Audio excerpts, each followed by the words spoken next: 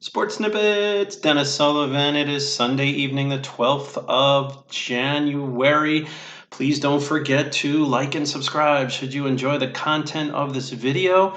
Also, please feel to click on the bell notification as well for future videos of Sports Snippets. Well, another tough loss for the Heat. Another tough one.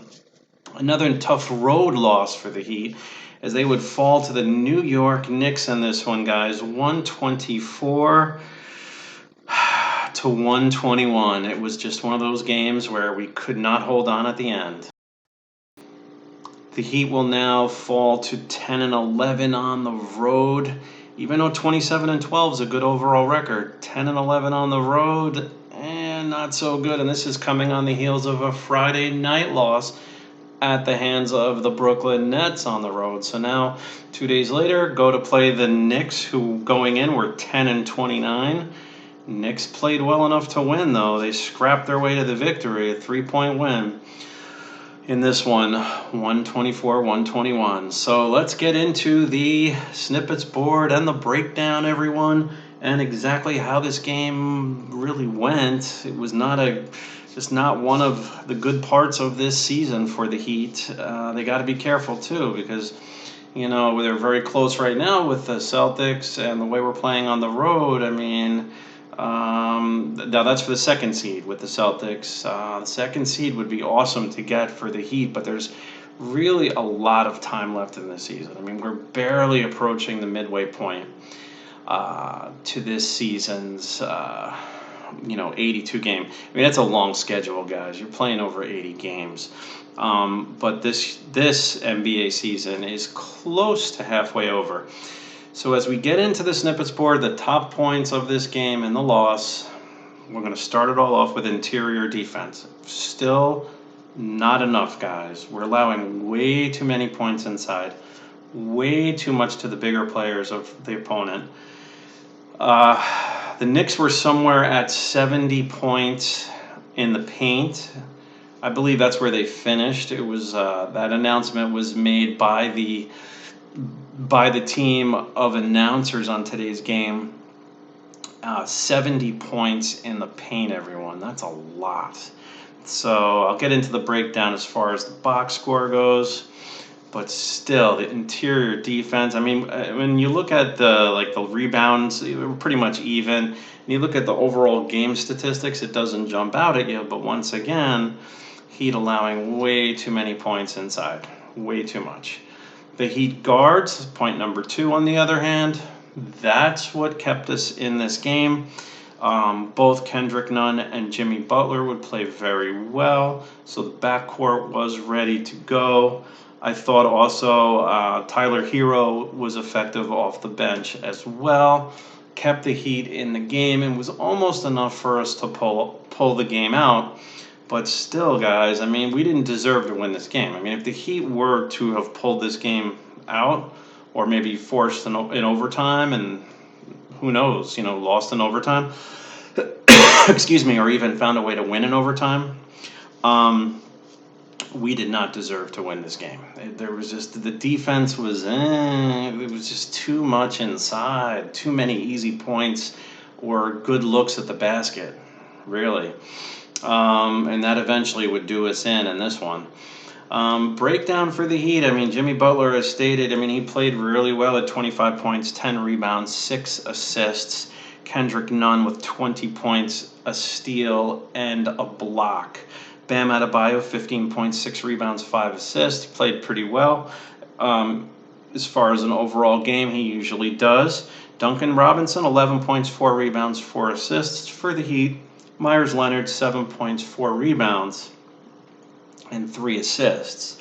The Heat bench was led by James Johnson, who is now back and healthy, getting a good amount of minutes. He scored 19 points with 4 rebounds and a block. That was really nice.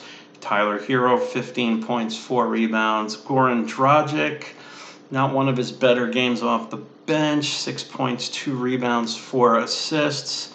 Derrick Jones Jr., 3 points, 2 rebounds, but he did have a steal and a block off the Heat bench. I'm not going to really get into too much as far as like this shooting percentages or who was cold from the field and things like that, because the Heat were fine offensively. I mean, we shot about 50, just under 54% from the field. I mean, that's good enough to win you a basketball game close to every time. We did allow 52% shooting, though, to our opponent. You see, so this game was lost defensively. It was not an offensive, this person didn't get involved as much kind of game at all. For the Knicks, Julius Randle, 26 points, 8 rebounds, 4 assists. He destroyed us.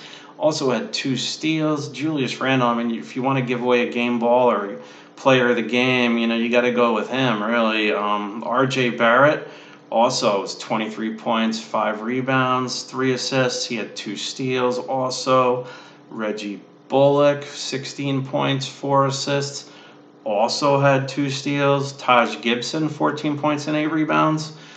A steal and a block. Taj Gibson is a good pickup for any team. The Knicks really, I think, did awesome picking him up. He's a good player, Taj Gibson.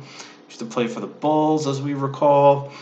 Elfrid Payton, he would finish with 10 points, 4 rebounds, 5 assists, and 2 steals. So a nice, well-rounded game for Elfrid Payton. Now, if you look at the Knicks starting lineup, 4 of their 5 starters would have exactly 2 steals. That's a lot. They had 8 steals between the start and 5. 2 steals for Randle, Barrett, Bullock, and Elfrid Payton. They each had 2 steals each. That's a lot. Kevin Knox had 17 points off the Knick bench and added 5 rebounds. Kadeem Allen with 10 points, a steal, and a block for the New York Knicks, who once again improved to 11-29 with the victory. Guys, I mean, if we look at the, as I mentioned, I mean, the breakdown of this loss, this was a tough loss. I mean, 2 losses in 3 nights to sub-500 teams on the road. Again,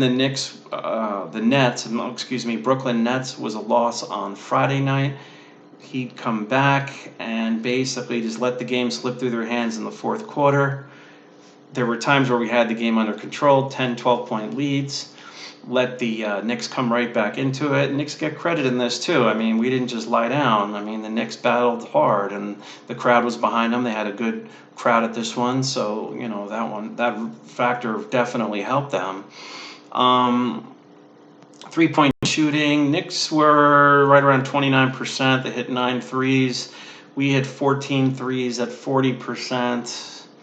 Okay, the Heat get a little bit of an advantage in the 3-point shooting. Rebounds were virtually even. The Knicks out-rebound is 39-38. I mean, that's even.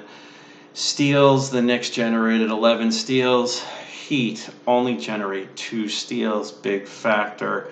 Turnovers, again, a big factor for the Heat. We would turn it over at a 2-to-1 ratio compared to our opponent. 14 turnovers for the Heat.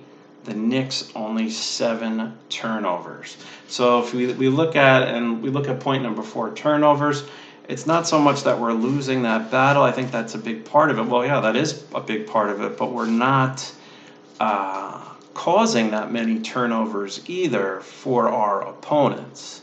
So, I mean, 7 turnovers is not that many. So, the Heat are not getting extra possessions as well.